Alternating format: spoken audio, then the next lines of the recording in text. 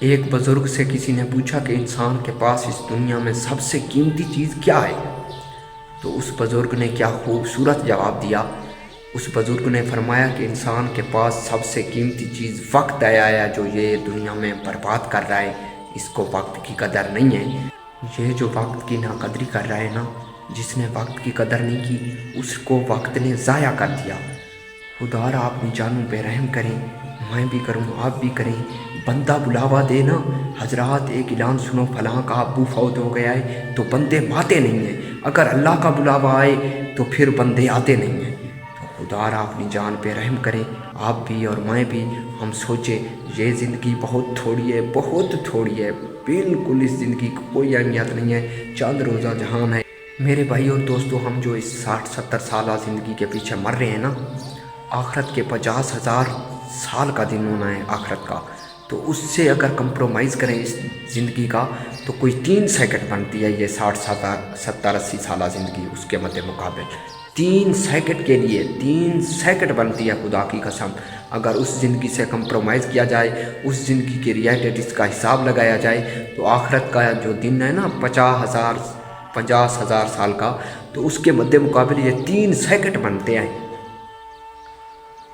تو ان 3 سیکنڈ کے لیے ہم کتنی جد و جہد کرتے ہیں، کتنی آیا محنت کرتے ہیں، کتنی خود کو کھپا دیتے ہیں، رلا دیتے ہیں، تو آخرت کی ہمیں کوئی فکر نہیں ہے۔ اچھا میرے بھائی اور دوستو، جو لوگ نماز نہیں پڑھتے ہیں ان کا میرے خیال میں تو یہ مسئلہ ہے کہ آج کل جو ہم سے نمازیں چھوٹ رہی ہیں، ہمارے دلوں میں نماز کی اہمیت کوئی نہیں ہے، کوئی اہمیت نہیں ہے۔ دنیا کی تو اہمیت ہے، دنیا کے پیچھے لگے ہیں، مال و متاع کی اہمیت ہے، اس کے پیچھے تو لگے ہیں، جان مار رہے ہیں، وقت بھی دے رہے ہیں اس کو، لیکن نماز کی، قرآن کی، اللہ کے احکامات کی، حضور صلی اللہ علیہ وسلم کی سنتوں کی ہمارے دل میں کوئی اہمیت نہیں ہے۔ اس لیے پھر ہم سے ٹائم نہیں نکل پاتا، تو ہم یہ کرنے کے لیے تیار ہی نہیں ہیں۔ تو خدا را انسان کو یہ سوچنا چاہیے، بعض اوقات انسان یہ کہہ دیتے ہیں کہ یہ جو نماز ہے نا، تو یہ اللہ کا ایک اپنا رکن ہے، وہ معاف کر دے گا، مہربان ہے، تو حقوق العباد کا خیال رکھنا چاہیے۔ تو پتہ نہیں ان کے دل میں، ان کے مائنڈ میں کیا ہوتا ہے، نہیں پتہ مجھے، لیکن نماز کا چھوڑ دینا سب سے بڑا گناہ ہے۔ آپ کو شاید پتہ ہوگا کہ شیطان، جس کو ابلیس کہتے ہیں، اس نے کیا کیا تھا؟ اس نے کوئی شراب پی تھی، کوئی زنا کیا تھا، یا کوئی اس نے ڈاکہ مارا تھا؟ کیا کیا تھا اس نے؟ کچھ نہیں کیا تھا، کوئی ایسا گناہ نہیں کیا تھا۔ ایک گناہ کیا تھا جس کی اس کو سزا ملی، ہمیشہ ہمیشہ کے لیے جنت سے نکال دیا گیا۔ جنت سے اللہ کی جو ہے نا لعنت پلٹی اس پہ۔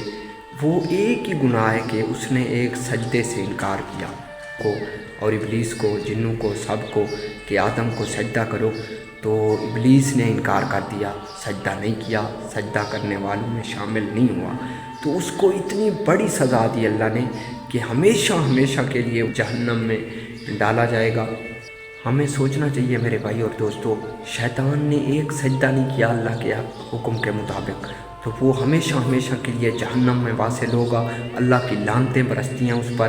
ہم 20 سجدوں کا انکار کیے بیٹھے ہیں، 5 وقت اللہ کا بلاوا آتا ہے، اللہ وہی ہے جس نے شیطان کو نکال پھینکا تھا جنت سے، اللہ وہی ہے، اس کے احکامات بھی وہی ہیں۔ تو ہم جو 5 بار اللہ بلا رہا ہے مسجدوں میں، حی علی الصلاۃ، حی علی الفلاح، ہم آیا ہمارے چہروں پر جوں تک نہیں رینگتی، ہمیں کوئی فکر نہیں ہے، تو ہمارا کیا بنے گا آخرت میں؟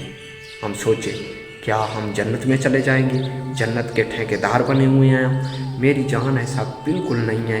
اللہ معاف کرے، اللہ معاف کرے۔ آج کل ہم بہت اس خطرناک دن کی کوئی فکر نہیں ہے، کوئی ڈر نہیں ہے اس دن کا، جب سورج سوا نیزے پہ ہوگا، کپ کپی ہوگی، نفس و نفسی کا عالم ہوگا اس دن میں، تو اس دن کا کوئی فکر نہیں ہے ہمیں۔ ہم لگے ہیں دنیا میں لاہ و لعب میں ڈوبے ہیں، ہمیں نہ جینے کا ہوش ہے، نہ مرنے کا ہوش ہے، نہ صبح کا ہوش ہے، نہ شام کا ہوش ہے، تو پتہ نہیں کیا بنے گا ہمارا۔